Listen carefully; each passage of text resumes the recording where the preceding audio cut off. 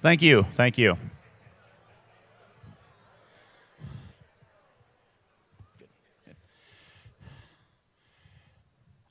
About 47 years ago, Chris Fox wrote Right to Market and created a glut in the military science fiction community. That wasn't his fault. But it just showed the opportunity. And now I write military science fiction now and do just fine because that wave has passed and people were looking for the other opportunity. But how do you find your own opportunity? So Chris has updated his presentation, and now we're calling it Writing to Market in 2020 and beyond. Chris Fox. Good morning, 20 Books. So I'm going to start with a question. How many of you are planning on making six figures in 2020? Raise your hand. All right. Anybody who doesn't have your hand up, why? 2021 is an acceptable answer. So this is a 3-hour talk, guys, and I've boiled it down to 45 minutes. You see on the screen there what we're going to cover. I'm going to give you a second to read it, but I'm not going to go over it. I'm going to fly through some of these early slides. So I'm assuming most people know who I am, so we'll skip that. I do want to go over the pompous slide for a minute here. I'm not Michael Enderle, I'm not Mark Dawson, but I'm what I would call a mid-list six-figure author. I'm somebody who proves that you can write 2 to 4 books a year, work pretty hard, master your marketing, and make really good money. So in the next few months, I should become a 7-figure author, which is pretty exciting.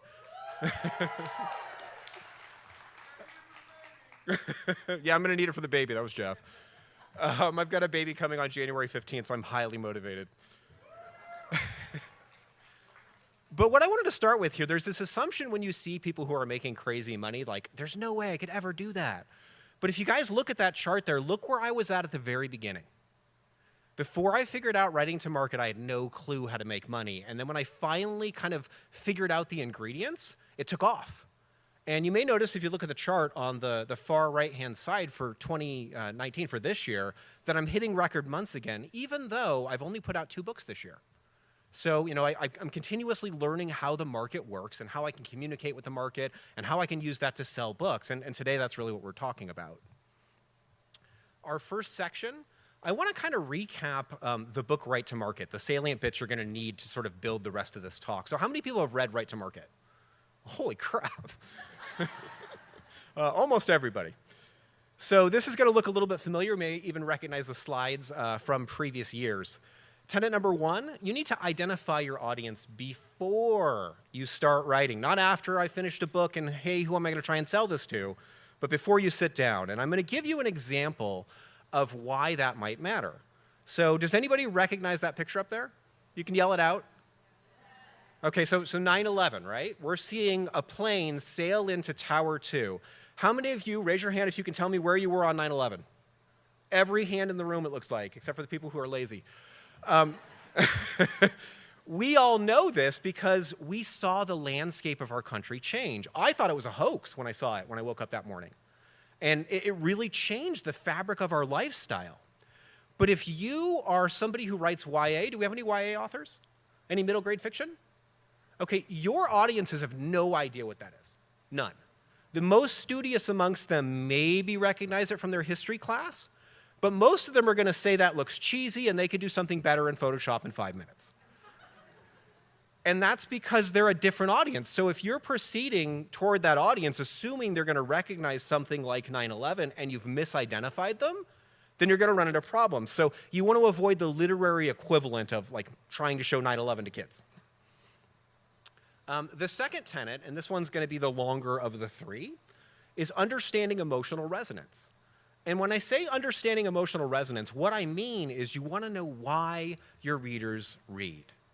And not just why your readers read, but why they read at that age. Why did the first kid, like this kid right here, when she was 8 years old, why did she pick up that specific book? And what emotional experience is she having right now if you look at her face? What is she learning? What is she getting from that book? What need is that filling for her? And to that end, I want to talk for a little bit about how I got into reading fantasy as a kid. And this story's a little bit sad, but no pity for Chris. Chris turned out okay. What you're looking at up there, that's a milk carton. So in the early 1980s, if you were kidnapped in the United States, there was no internet, there was no Amber Alert system. The only way you could really find kids was you'd slap their face on the back of a milk carton, put it in grocery stores, and hope somebody called. Well, when I was 8 years old and my brother was 11, we were kidnapped and on the back of a milk carton. And I put kidnapped in air quotes because it was my mom. My parents were divorced. My dad lived in Arizona, Scottsdale, Arizona. My mom lived in Bethel Island, California, on a little apartment on a houseboat. And every summer, my brother and I would fly out there for a few weeks. And we'd get to see her, and we'd have, those long, endless summer nights, and watch movies, and spend time with our mom, and we loved it. But at the end of the summer, we'd be asked to fly home, and it'd be a heartbreaking, parting between us and our mom. Well, when I was 8 years old, my mom couldn't do it. So she sued the court for custody and tried to get us back from my dad, and unfortunately, she chose to lie. She chose us to lie on the stand and say we were being abused, and the judge was smart enough to realize that, that was not true. So they ruled against her, and she decided rather than turn us over, she was going to run. So I still remember, I was on the houseboat, I got the phone call, and she told me to grab my brother and go to her boyfriend's boat. So I grabbed a box of Twinkies because I knew we'd need some food. And I got a couple of Transformers because I knew we weren't coming back and I wanted something to play with. And then off we went. And for the next year, I lived on the run with my brother. I went by my middle name. I went from Chris to Todd. My brother went from Brian to Alex. And we learned to be the new kid perpetually. Every 2 weeks, I was at a new school. I had no idea where I was going to be sleeping or what life would be like the next day. And I want you to think about that. Hopefully, you're analyzing in the background. Think about the emotional experience that 8-year-old kid is going through and what they might be craving. Well, I discovered The Hobbit and Lord of the Rings and Chronicles of Prydain and all of these series and, Dragon Riders of Pern. And so I could see this little girl with no power grow up to ride dragons and battle Thread that was threatening her family. I could see hobbits accomplish great things. I could see an assistant pig keeper become the high king of the land. And what was happening here is I was seeing a way to get agency, control over my own life. So the reason I have found why most epic fantasy readers read is at some point in their childhood, they felt marginalized. They had a hard time fitting in. And through these books, through these coming-of-age journeys, we can find our place. And that is why from age 8 to 22, I read a fantasy novel every single day. I've read easily a couple thousand of them. It's out there in the last 20 years, I've probably read it. And I think probably a lot of you have similar stories in whatever your respective genre is. So I would recommend, take a few minutes and just do some introspective thought. What was the first book you remember picking up and why? And how does that translate to your audience? Why are they reading? What was their 8-year-old self like? Tenet number 3, much easier, no heartbreaking story. Write what you love. If you like poetry and military science fiction, write military science fiction, because that's the market that's actually going to sell books for you. I'm not telling you can't write poetry, but you got to make a choice. If you want to do this for a living, you've got to pick something that has a market. So just do some strategic thinking. Don't compromise. Don't write something you don't love, but most of us like many genres, and so you can pick one that you do like and hopefully write that one. Okay, so that's all of the recap stuff. Now we're into the new material, and it all kind of layers together. I started with symbolic recognition because once you understand how this works, you'll see how the rest of the talk layers on top of it. When I say symbolic recognition, every word, every color, every number, every person, every place, everything that you know is a symbol encoded in your brain. So when you were a little baby and you're born and they set you on top of mom, and you see her smiling face and you're like, ooh, she's got boobs. This is where the food comes from. You're building your first symbol, that's mom. And as you go through life, that mom symbol is going to change. It's going to grow. How you feel about mom is going to change. You're going to add new symbols. You're going to see dad. Dad's the guy with the fuzzy stuff on his face. And then you're going to, when you get a little older, they're going to teach you that a red octagon, what does that mean, guys? Stop. That's another symbol. And then if you take it even a step further, and this is relevant to us because we're authors, every word that's coming out of my mouth is a symbol in your head. If I switch to Japanese or I just start doing, gibberish, it makes no sense because you don't have symbols for those sounds. You do have symbols for every sound coming out of my mouth right now, and so you make words, and that's how you get understanding in your head. And I promise this is the only sciencey slide. We're looking at a cutaway of the human eye. And back in the early 1900s, what Albert Einstein figured out is light is comprised of something called quanta. It's radiation, and if you're not sure that that's true, go stand out in the sun for an hour today, and you'll believe it. Well, radiation bounces inside your eye, and your eye scans it constantly, like a scanner on a starship, looking for patterns. And when something emotional happens to you, it's going to codify whatever that pattern is and create a symbol in your head. So, for example, if you are walking up a trail outside of town, let's say you decided to go hiking in Vegas because you thought it looked neat, and you run into this guy, it doesn't matter if you've ever met a rattlesnake.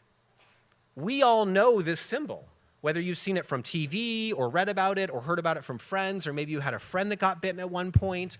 All of us know what a rattlesnake is. And so what will happen is our brain will bypass our conscious mind and go straight to the limbic system, the lizard brain. And it's going to get danger, death, poison. So how do you react? Well, your body floods you with adrenaline. If you're like me, you hop back and scream like a little girl. Eee! Because this thing you know can kill you. And so your body is trying to protect you. But what if it wasn't a snake at all? What if you're walking along, you assume it's a snake, your body reacts in all the ways that I just described, you're flooded with adrenaline, and there was no snake? That's the proof, guys, that it's the reader's brain that is doing all the work. It doesn't matter if the snake actually exists, the reader will still react to the symbol you are showing them. And that is our goal, to pick symbols that are powerful enough to reach that 8-year-old version of your reader. So if you look at a typical page from Amazon, there are a lot of symbols at work here, and we're going to kind of practice looking for them. Some of them are very obvious. So if you look at the covers of these books, you will notice we're in military science fiction. All 6 of these books have a starship on them, because the most powerful symbol in military science fiction is the starship. You can use mechs, you can have power armor, you can do all sorts of stuff. But if you want the most powerful symbol, show your audience a starship they've never seen before. There's a lot of symbols here that aren't obvious, though. So, for example, if you look at where a reader's eye will go, it's going to start up there on the number 1 on the upper left-hand side, because we've trained them to know that's the highest rank, and rank is social proof. So they're going to look at the number 1 book, their eye's going to scan down a little bit, they see the spaceship on the cover, but the next symbol that they detect is the 3D box set. Now, 8-year-old to 22-year-old Chris, I was reading fantasy novels every day. My biggest challenge was finding enough stuff to read. I was always running out of books, and the library didn't have enough of them. If I see that symbol, I realize this box has 6 books in it. I'm going to be able to read for like 4 or 5 days and not need to recharge my collection. And that's attractive to me as a reader. So your eye keeps scanning down, and you come down to that word complete in the title. So now as a reader, I know that I'm going to get a bunch of content, but I'm also seeing the symbol complete, which tells me that you're not going to get George R.R. Martin. And many readers fear that. The eye keeps going, it scans down a little further. If it recognizes me, the author name, then that's going to be a positive symbol. If it doesn't, it could encode a new one. Then they're going to look at the number of reviews and the average, and finally the price. And all of this stuff is happening in the span of like 2 seconds. So in the same way when you see a snake and you react, it's instant and you don't really control any of it, it's happening in your reader's brain. So they don't necessarily know what symbols are there or what those symbols are doing, but you have to. You need to know how your reader is going to react to these symbols. So your homework assignment, if you want one, is to pick a couple of people in your genre here at the conference, go get a cup of coffee, go buy a beer, go get yourself some wine, whatever you're into. I don't judge. And sit down at a table and discuss the symbols that are currently hot in your genre. Why are they hot? What is the emotional resonance that those symbols are evoking? And what do you think are some symbols that are not currently being utilized in your genre that maybe you could use? This is often how new genres are formed. Well, someone will realize that there is a powerful emotional resonance being left on the table, and if they tap into that symbol, maybe they can make a whole new genre. So this is an exercise that's definitely worth your time. Okay, we're into part 3 of 4. So if you've read Write to Market, the entire book teaches you how to write to trend. It'll teach you how to dissect trends, how to read reviews and figure out what the emotional resonance is. And all that stuff's amazing and wonderful and super useful. But when I wrote the book, I didn't understand that there were other ways you could write to market. I didn't really know that you could actually invent a genre and that that was a way to write to market. And obviously, I mean, they have different advantages. Writing to trend has the advantage that it's pretty easy to replicate. If you see a trend and you're smart and savvy and you understand how writing to market works, you can pick up on the symbols, and we're going to practice that in a couple slides, and very quickly dissect a genre. But inventing a genre from scratch means that you need to understand your market so well that you get the emotional resonance that they're seeking. And it's much harder to do successfully. What we're looking at are 3 covers written to trend in the urban fantasy genre. And I picked some covers that are a little bit older because I don't want any authors getting upset that we're using their work. But if you look at these covers, I want to go over the symbols that would leap out to me if I was going to write in urban fantasy for the first time. So the first symbol that leaps out to me, and you can see it in the first character's hand, and this is the real term we use. This is a professional term. That is a hand fart. So she's got a hand fart in her hand, right? You look at the second cover, and she's holding a katana crackling with electricity. And then on the last cover, you notice that she's got the hand fart and the magical glowing weapon. Why do we think that might be? What was the reason that 8-year-old Chris read? I was looking for agency, for power. So what this says to me is all 3 of these heroines are going to receive power through the course of this book. They're probably going to start out weak and new at their crafts. They're going to be small, just like I, the reader, feel. And I'm going to get to ride shotgun through their journey, and they're going to get power. That's what that's promising me. And the authors are smart. They understand that they want to reinforce that symbol because it's the most important symbol. So if you look at the titles, Agent of Enchantment, Undercover, Magic, Renegade, Magic. All 3 of them reinforce that magic in the title. So that as the reader, I may not consciously realize this, but my brain has definitely registered that symbol. I realize this protagonist is getting power.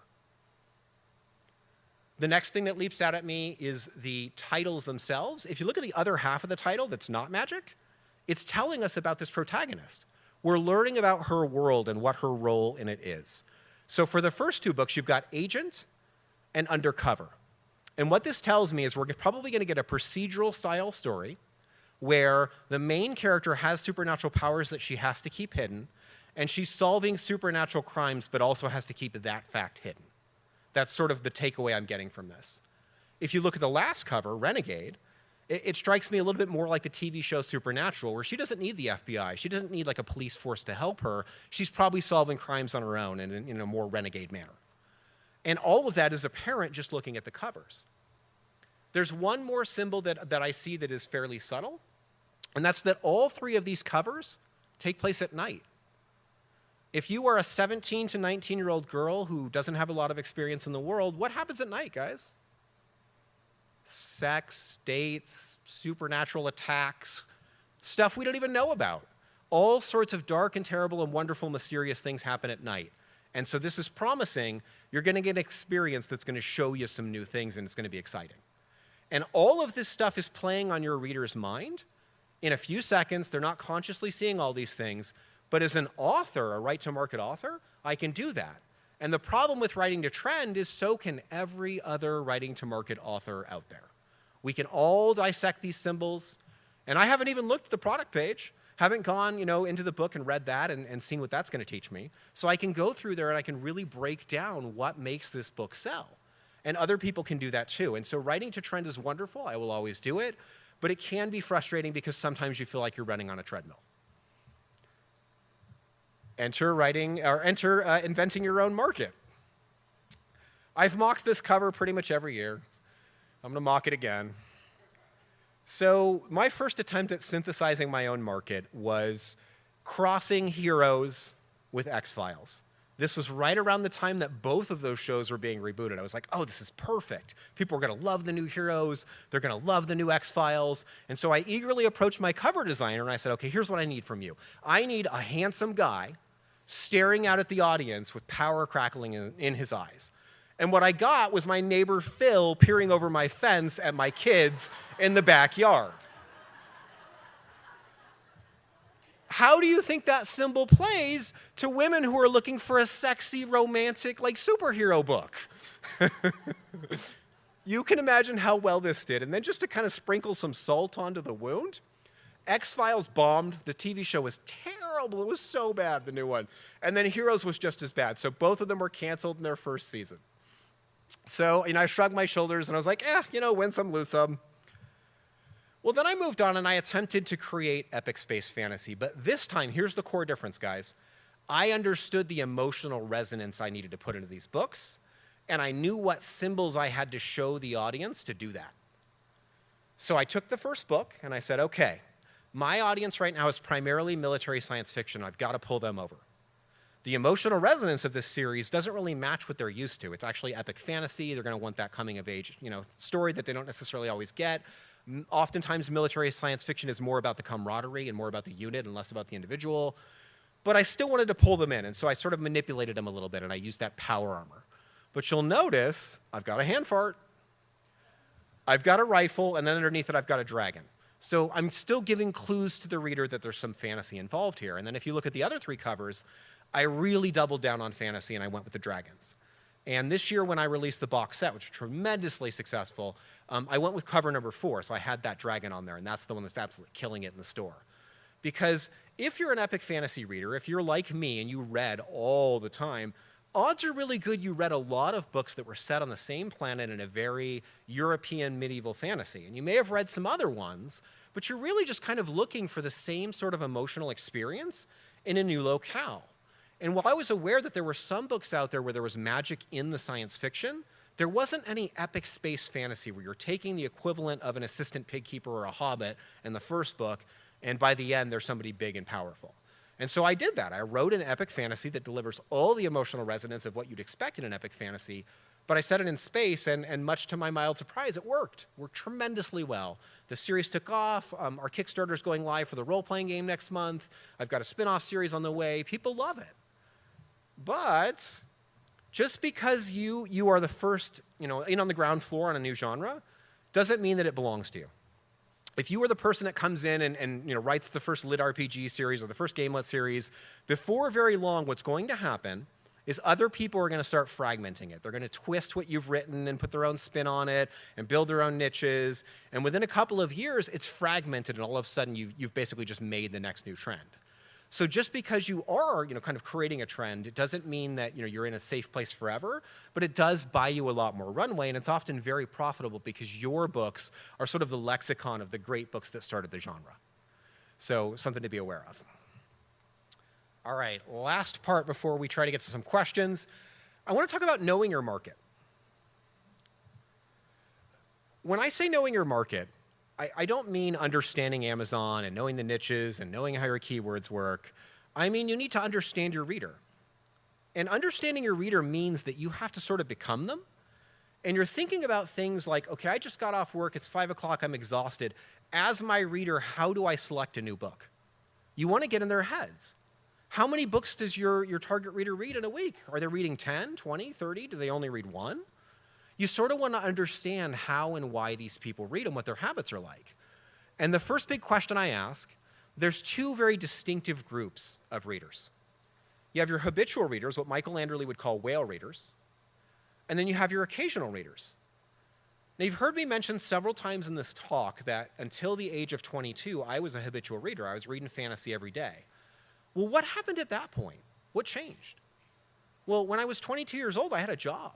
I had money. I could buy a computer so I could play video games, and I had access to Netflix. Back then it was DVDs being mailed to your house. But there were other entertaining things that I could do, and so while I still loved reading, other things competed with it. I was married, and I had a job, and so what happens is readers sort of age out of being habitual readers into occasional readers. And both of them have very different behavioral patterns.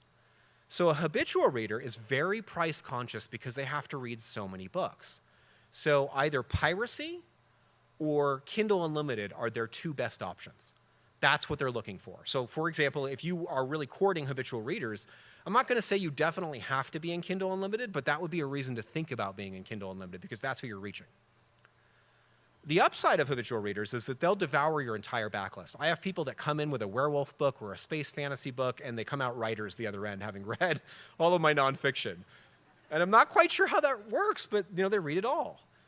The problem is that 6 months later, they have no idea who I am because they've read 200 more books between the time that they read my last book and that day. Occasional readers are much more loyal in that they are going to remember who you are, but they're probably loyal to a series, not to you. So are people familiar with the Dresden Files and Jim Butcher? Okay, a fair number of people in the room. If you're not, it's one of the largest urban fantasy series out there.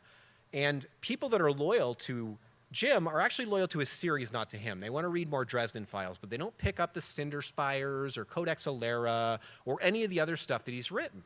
Those are occasional readers. They want to be in this world that they've invested in, and anytime new content for that world is released, they're all over it. But anything else they don't care about. They're not, it's a whole new ask to get that occasional reader to pick up another series in your backlist. And so you want to be aware of these things as you're doing your marketing and writing your books, because you're going to have to court primarily one of these two audiences. I'm not saying you won't get some of the other people, but you have to pick when you're doing your marketing because you're going to reach them in very different ways. Now, theoretically, what comes next, so let's assume that we figured out that our audience is primarily habitual readers. We're supposed to know their age, their gender, and their occupation. But this strikes me a bit like, remember when we were all in high school and they told us to write an outline and just sitting there like staring at the numeral I at the top, like, how do I do this outline? Well, that's how I kind of feel with age, gender, and occupation, because all we can do is guess. Like, we don't have that data. So how do we do it? Well, we follow their trail. If you already have books published, you can do this. And if you don't, well, at the last part of this, we'll show you another way to get information. But if you've already published books, you're looking for clues from your audience. So one of the first clues I received, I had just had one of my first books go live on Audible, and I got a review from somebody that said they were a long-haul trucker. A couple weeks later, I got an email from a long-haul trucker. When I got that third communication saying they were a long-haul trucker, I realized I was onto something, and I did some investigation. As it turns out, there are 3 million long-haul truckers in the United States, and they're on the road for an average of 90 hours a week. And the only entertainment that they can do is audio. So these people are a voracious market. So what do? I follow their trail. I created some Facebook ads. I targeted truck drivers and that also liked audiobooks, and I started selling to them, and I had a 3-cent cost per click. And I've gotten 3-cent cost per clicks before, but normally that's because I included countries like India, where they're clicking on it but they're not actually buying anything. This one, they were actually buying books at that low of a cost per click. I had successfully followed their trail. Not every experiment goes that well, but this is a way that you can sort of look at your reviews, look at your emails, and gather information about your market. You should always be curious about who these people are, why they read, and what they're interested in outside of reading. I start with favorite movies, and this is far more relevant than I think a lot of people give it credit for, because it speaks to the taste of your audience and what they're interested in. So what I'll usually do at the beginning, if I'm trying to figure out a new market, is I'll look at current movies that are controversial. So the one that leaps to mind for me right now is probably The Joker. That came out recently. About half the country really loved it. About half the country really hated it. So the question I'm going to ask myself is, how does my audience feel about it? And that could be a few different reactions. It could be they love it, it could be they hate it, or they don't even know it exists. They don't care. But you want to understand what the answer to that question is. And then you want to take it back a ways. Go back to 1990 and ask, what was their favorite movie in 1990? And then like 2000 and 2010. And ideally, you want to do every single year in between. So you're going to go back as far as you can. If your audience is in their 60s, go back to their childhoods. What were they watching? What were the movies that would have an impact on them, an emotional impact? And then replicate that for books. What were they reading during all of those same years? Do television shows. What were they watching on TV? Was Family Ties big, and why? And who was watching that? And are they really my audience? You want to know the answers to all of those questions. And finally, if your audience is under the age of 40, I would highly, highly recommend that you look into games. Magic the Gathering, video games, board games. These were an important developmental part of many of these people's childhood. So to give you an example, in 1986, Nintendo released the Nintendo Entertainment System. And it came with a gold cartridge for Legend of Zelda. Does anybody remember that cartridge? Whoa, wow. Like 75% of the room. You can see that illustrates my point. If I show you that cartridge in an ad, how are you going to react? You're going to be curious because you recognize that symbol from your childhood and you haven't seen it since you were a kid. And what's actually happening neurologically is that part of your brain has been dormant for years. since the last time you accessed that cartridge, and it actually feels good to reactivate parts of your brain. So when you remember something you haven't remembered in a long time, it actually feels good. So what we can do is ask a whole bunch of questions, trying to gather as much data as possible, going as far back as possible. And when we're done, this will probably take you a few hours, but you've just made a gigantic list of symbols, keywords, and like if you're advertising, so like you can plug these in as your keywords and use them to advertise with. And if not, it's just symbols that maybe could be your next new cover. Maybe you can pick the best cover out of that, like learn what symbols matter to your audience. So guys, I know we went through this super crazy fast, but I didn't have a tremendous amount of time to do it. We've only got 9 minutes for questions, but if you have them, I'm ready to answer them. I guess we're lining up right over there.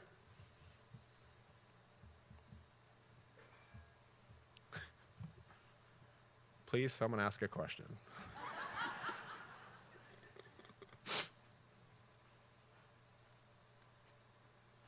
Okay, when you, am I on? Is there a button on here? It's a test.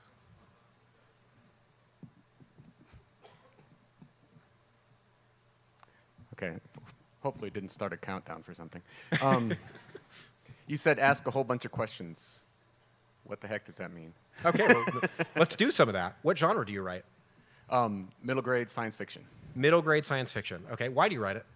I have kids I've been telling stories to for decades, and grandkids now I'm telling stories to. I'm going to start writing them. And Wonderful. Things, So those are let's things they're take, interested in. Yeah. So let's take a grandkid that you are close to now. Give me a name. Eric, he's about 10. Okay, so Eric is 10 years old. When was the last time you saw Eric?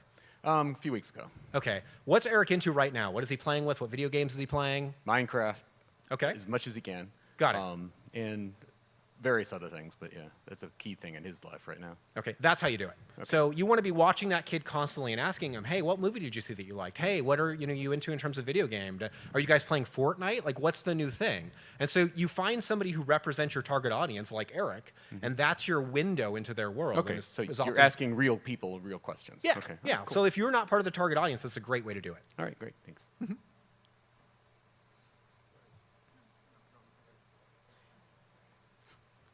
Yes.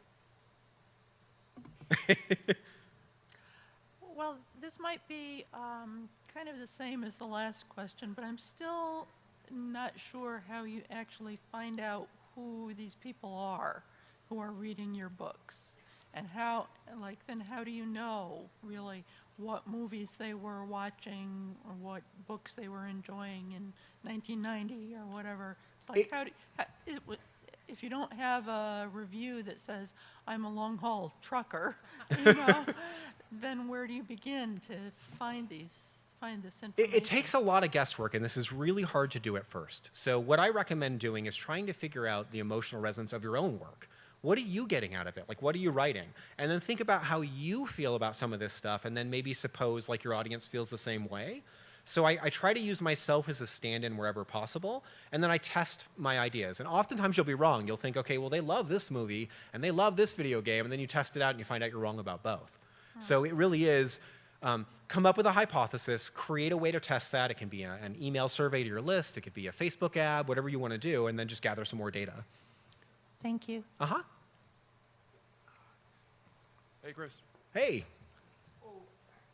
So I have a combination sub-genre that Craig and I kind of share, which is legal science fiction. Mm-hmm. And I kind of think of it as Law and Order crashes into Star Trek. How would I go about identifying the folks who might be interested in something as bizarre and interesting as that? Well, I would hazard a guess that there's a large pool of lawyers that don't know that there's any science fiction that they would find amusing. Yeah. And so probably the first thing I would do is craft a number of ads that were designed to speak to lawyers, and I would use legalese as often as possible in these ads and try to create some puns, and then I'd make some Facebook ads and try to advertise them to lawyers and see what they engage with. Okay, but I'm thinking most people who watch Law and Order and the legal procedure shows, by the way, they're getting more and more of them all the time on TV right now. Mm-hmm.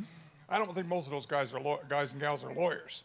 So how do I reach the people who like the shows but haven't been to Harvard Law? If that's the people that you're looking for, then Yeah. you want to give them the trappings that they expect. So what are the symbols that they would see on Law and Order? Is there perhaps a sound you might be able to spoof?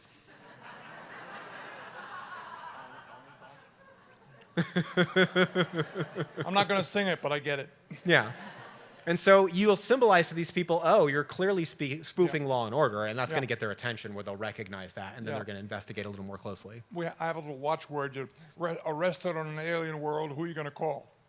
And the series is Star Wars. I love that. Okay. It's brilliant. Yes, sir. Yes, I have two questions. Where did you go to school? I didn't. Okay, we figured that. It wasn't the University of California, Berkeley, was it? I'm sorry, what was the question? Was it Berkeley? No, I didn't go to school at all. Okay, good. So I went to Santa Rosa JC for 1 semester, and then I dropped out. Okay. And I smoked a lot of marijuana and played a lot of video games. And look who's on stage. The question I had is, writing to market, I have a lot of books that are already written, so how does writing to market help me with books that are on the shelf? Beautifully. All you have to do is figure out what the symbols are in those books. So let's say it doesn't fit a genre. Let's say you've written a book like I have that has werewolves and pyramids. You make that very apparent on the cover. And you might be somewhat limited in the size of the audience, but if you make clear to the audience the experience they're going to have with that book, you'll still find a niche. But I mean, in terms of writing it, you're saying find a market you want to write to. Well, you're saying this is already written, right? Yeah. Yeah, assuming it's already written and you don't want to rewrite it, and it's all about trying to find the market that it best fits in. Okay. Yes. Hi. For those of us who write like 2K about each day and we try to save up books so that we publish them rapidly, would you recommend that we focus on trilogies instead of longer series? Because, you know, like the cliffs are getting worse and worse, and a lot of my friends are complaining about not getting visibility after 90 days, even if they get a new release. One of the videos that I have that's most popular on my channel is called Why I No Longer Write Trilogies. And it's because series are linked together through data on Amazon. So as long as you're publishing new books in a series, that series is kind of live. But after you finish the series, it's considered dead to the reader, because as a reader, I'm going to categorize that as a finished series. I've read it, I'm done. So I try to do longer series and keep them more open-ended if I can, and do fewer trilogies. I mean, I think it could be successful with trilogies, but it's much easier to sell with a longer, like, say, 7-book funnel than it is a 3-book funnel. So, and based on that, then when you have a new release, do you just market that a lot to get the visibility? Like you invest heavily in Amazon ads? I market book one and subsequent books very differently. So for a book one in a series, I'll still, even though people are launching at full price, I'll still discount it usually to 99 cents. I'll push to have the largest possible launch I can and to spread it as far as possible. But for sequels, I'm launching them at full price, and I'm accepting that, you know, it's all about profit and less about exposure. You'll have an opportunity down the road as you follow the life cycle of a book to release like a box set of the first 3 books, and then 4 books, and then the whole series. So there's plenty of ways to monetize that down the road. Thank you. Yeah. What's up, Trevor? Hey, how's it going? Hey, what do you do if your research shows that you have potentially multiple genres you could fit into, or multiple target audiences? Then you come up with a marketing plan for each of those genres. You decide what the primary genre is. So let's say you've got military science fiction and fantasy. And military science fiction is the dominant genre. Most of your initial marketing is going to aim at military science fiction, but I'm going to have a separate campaign that I run at fantasy audiences that's going to use different images and different language, because I know that they're looking for different stuff. So you can target multiple audiences then with the same product? Yeah. So I have like 4 different audiences for Deathless, and I'm targeting different people. So like I have academia, so I'm hitting up professors who are interested in things like archaeology, and the way I speak to them is through articles about Göbekli Tepe and ancient pyramids being discovered. But then I also have people that are into werewolves, and I'm using people getting ripped apart and that kind of imagery. So it's different depending on what group you're speaking to. Cool, thanks. Any other questions? Yes. Yeah, how do I grow to fit in the microphone? I think you've just answered my question, because I write young adult dragon rider fiction, and I've discovered that I have a lot of pensioners reading my books, and I think it's because they're whale readers who have time and they're looking for the low budget sort of option. But so I was going to ask how I address the young adults right through to the pensioners, but I think you've just answered that, haven't you? So Well, that was my easiest question of the day. There you go. Any other questions, guys? Looks like we're almost out of time. I did it!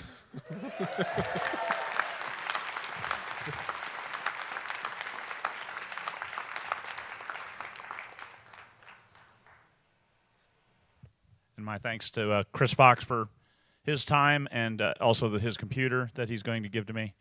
And as a reminder, I sent out a note here on Facebook a couple moments ago about lunch. The volunteers, you'll see the AV volunteers, they only have 15 minutes, so please let them bump to the front of the line, grab chow, stuff it down their pie holes, and get back in place for the next session. So give them some loving, and appreciate you all. We'll see you in 15 minutes, 20 minutes, I believe, 11 o'clock.